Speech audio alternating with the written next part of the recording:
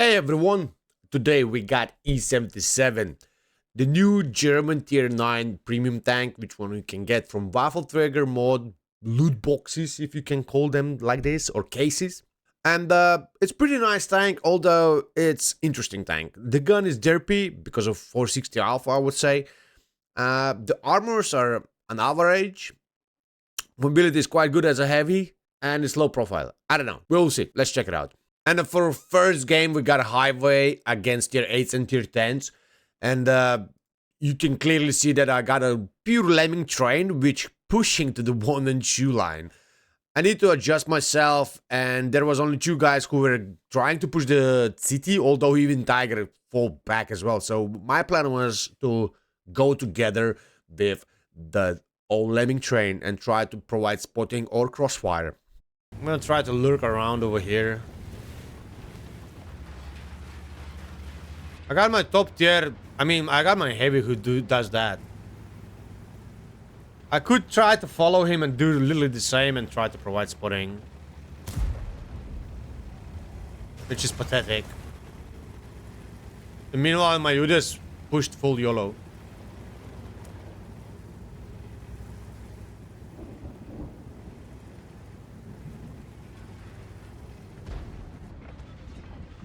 And when you got such a huge support from the back, for example, my E75 TS going forwards, but he's getting already farmed. Why he's getting farmed? Because of E50M who spot him. So I use this tactic as well and try to push forwards to try to spot anything in the front. And I got immediately spotted. So Kunze Panzer not gonna live too long, and we're gonna get an easy assistance. So that would be my advice as well for you guys. If you got a lemming train, be lemming train. Try to help your lemming train to push forwards. For equipment in this kind of situation in open map, we decide to take experimental level 3 turbo, bond rammer and bond verticals with rammer directive. Why this kind of tryhard setup? Because the tank is just recently released, and I was kind of enjoying this tank and I wanted to dig it out as much as possible from it. And it was kind of working out. Although, I think so this tank is strong enough, even without tryhard setup.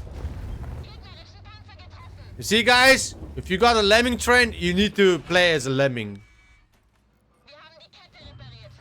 You need to play as a lemming, chat. Talking about the field modifications, quickly. First one, we went for better mobility on the left. Second one, we choose nothing, but if I would have to choose, I would go for better dispersion. We did try. I didn't like the aim time, so I went with nothing, although I would go for left. The third one, I would go for right, which increase your V range. And the last one, I choose nothing, but once again, if I would have to choose something, I would go for the right one to increase my aim time and gun traverse speed. Someone is trying to run away. No, Kurva, stop dodging, man. You're dead anyway.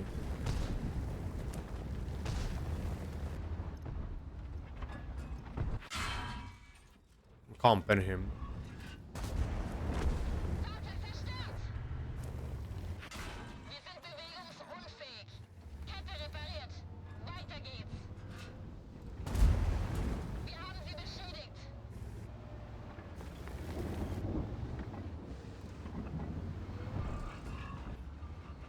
And there is the moment when someone will become greedy against autoloaders and pay the full price.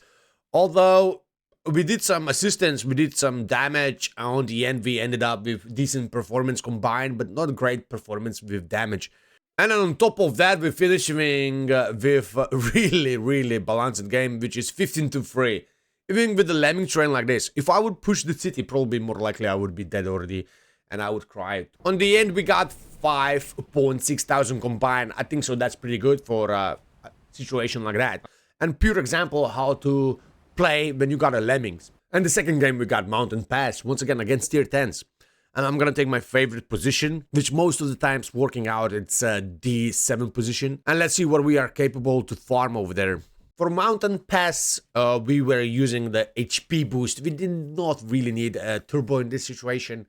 We rather take HP boost and because it's gonna be anyway close distance fights. And we were using Bond HP, Bond verticals, and Bond rammer with rammer directives. Passive or not passive?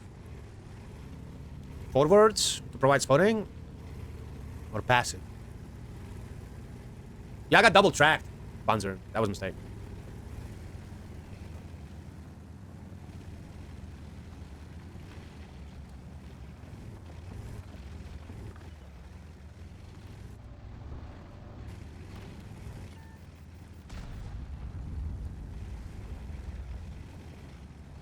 This position is okay, but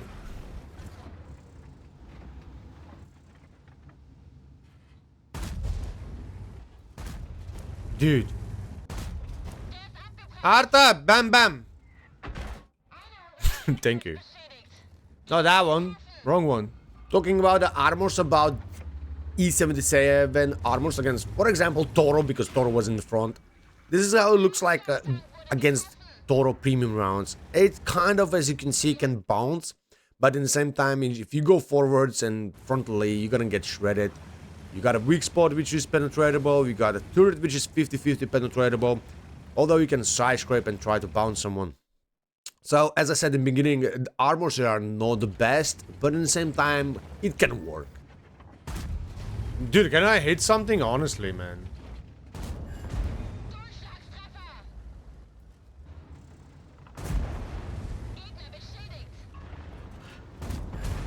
Nice. Luckily I got dude in the back. And for example, this situation when we're farming Toro, it's pretty good thing is -8 gun depression. And it works really perfect, as you can see. But obviously, armors, difficult to bounce something. Although you can bounce. We got a 1.8 thousand blocked up. Why did you hit me one more? This is it, chat.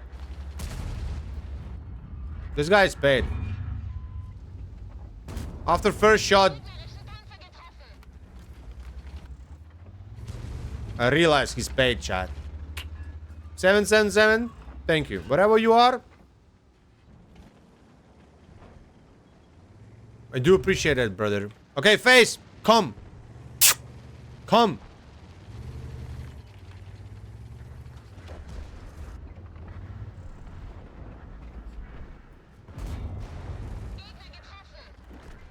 Looped.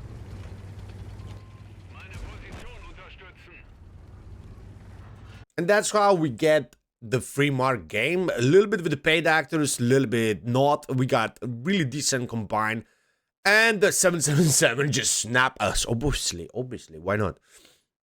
We got a nice 6,000 combine. And for mountain pass against tier 10s, that's pretty good, I would say.